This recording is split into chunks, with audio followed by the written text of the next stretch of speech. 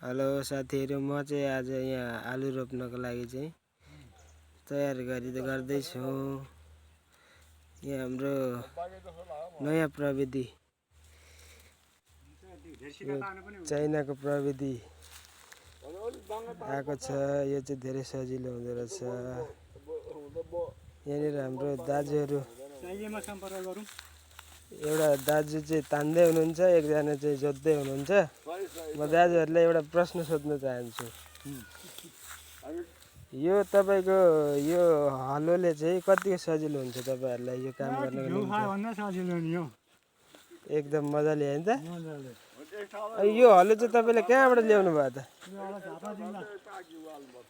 झापा जिल्ला। आफै तपाईले के बिक्री वितरण पनि गर्नुहुन्छ कि? परो भनी गरिन्छ पनि। ल ठीक छ। यस, अब हजुर तपाईहरुलाई चाहिँ यो हलो चाहिएमा चाहिँ एकदम सम्पर्क गर्नु होला। र काम गर्नको निम्ति तपाईले मकैहरु जोत्नको लागि, गोड्नको लागि, मकै गोड्नको लागि चाहिँ एकदम सजिलो हुन्छ।